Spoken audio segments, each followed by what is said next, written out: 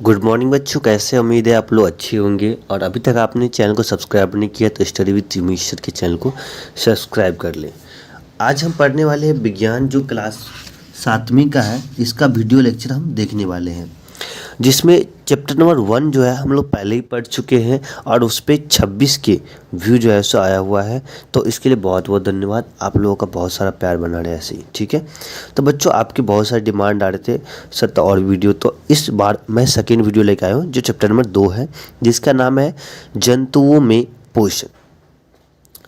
Chapter number 2 में है जंतुओं में पोषण। उस चैप्टर का जो है ना अभ्यास के प्रश्न उत्तर का जो है ना प्रश्न उत्तर देखेंगे। ठीक है, हम लोग कहानी ऑलरेडी क्लास में समझा दिया है। ठीक है, इसका क्वेश्चन आंसर देखने वाले हैं।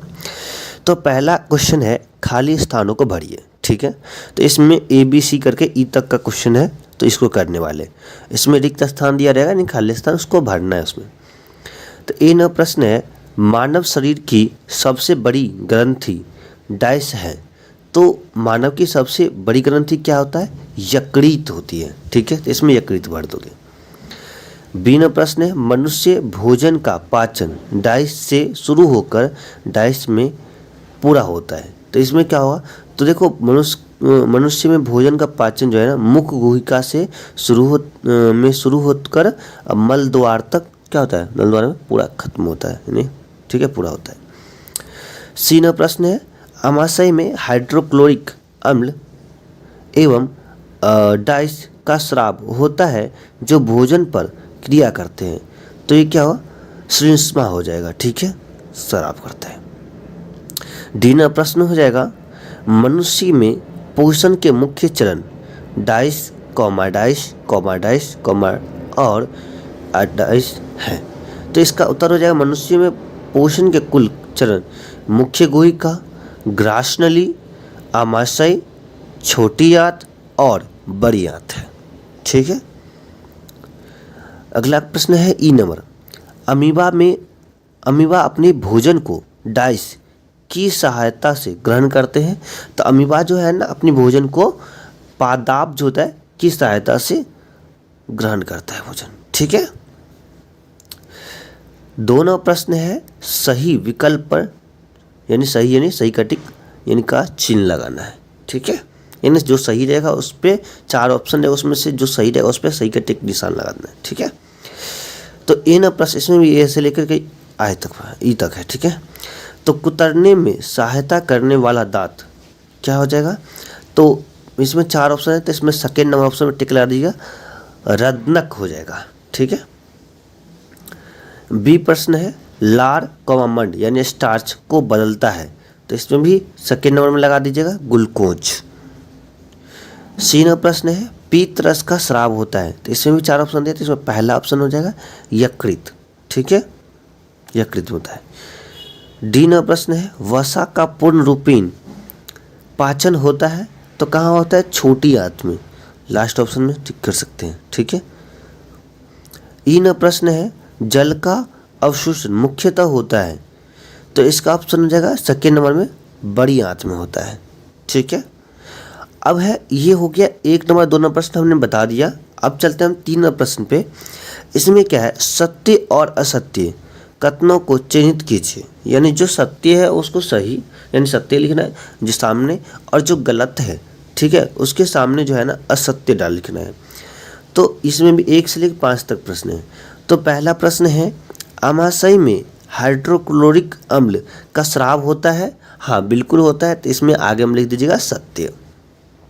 आप चाहे तो सही का टिक भी गलत का टिक भी लगा सकते हैं, इसमें हम सत्य लिख रहे हैं।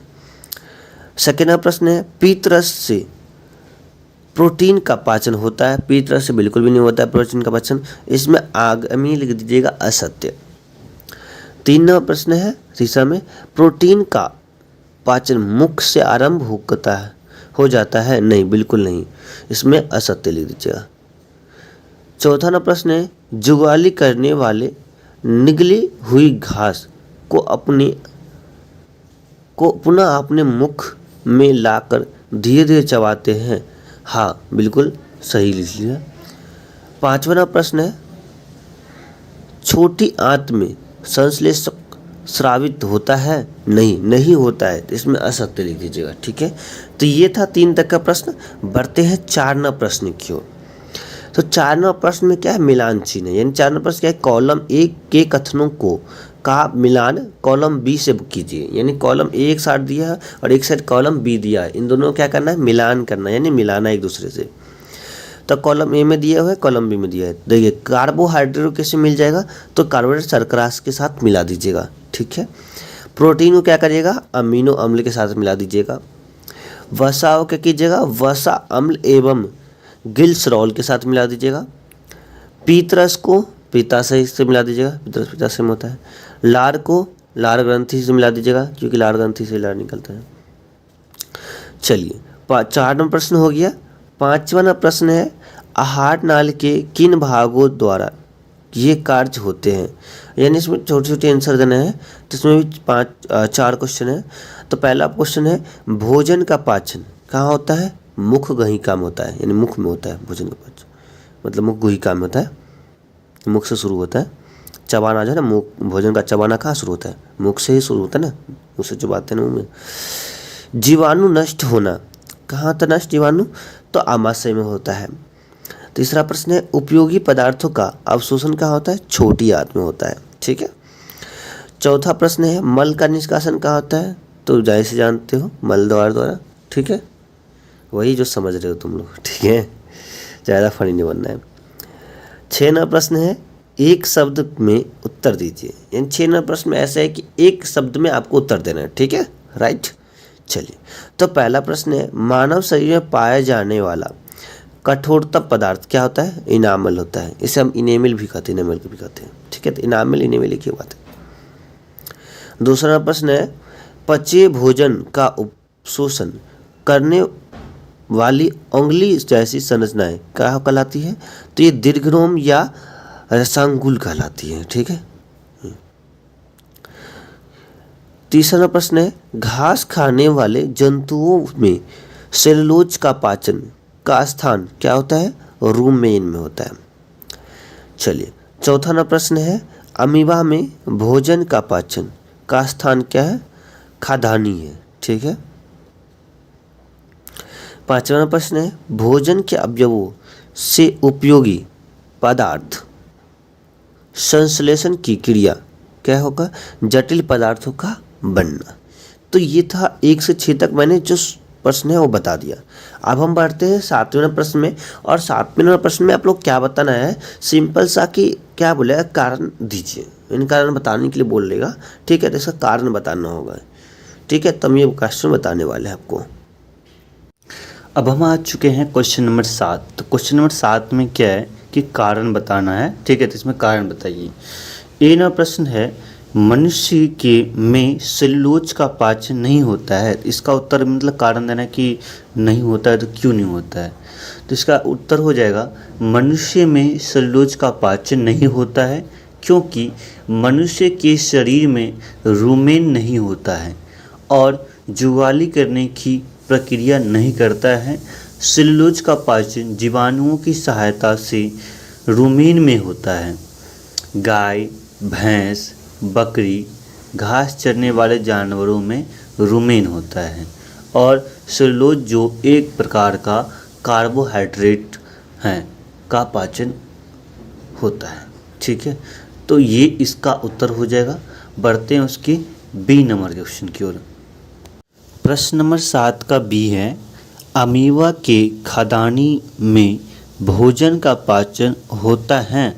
तो इसका उत्तर हो जाएगा, ठीक है, भोजन को पकड़ने के लिए अमीबा अपने पादपों को विकसित करता है और चारों तरफ घेर कर विकसित पादप आपस में मिलकर एक हो जाते हैं और भोजन खाद्यान्नी में बंद होकर कोशिका के अंदर डाला जाता है, जहां पाचक रसों का स्राव होता है और खाद्य पदार्थ सरल पदार्थों में बदल जाता है। इस प्रकार भोजन का पाचन होता है, ठीक है। तो इस तरह से भोजन क्या होता है, पाचन होता है। कहाँ पे, अमीबा खाद्यान्नी में भोजन का पाचन होता है, ठीक है।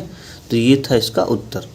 बढ़ते हैं क्वेश्चन नंबर सी की ओर। तो प्रश्न नंबर सी है, वायु नली तथा भोजन नली का संबंध ग्रसनी से है, फिर भी भोजन वायु नली में नहीं जाता है। तो इसका उत्तर देखिए, बहुत ही इंटरेस्टिंग क्वेश्चन है।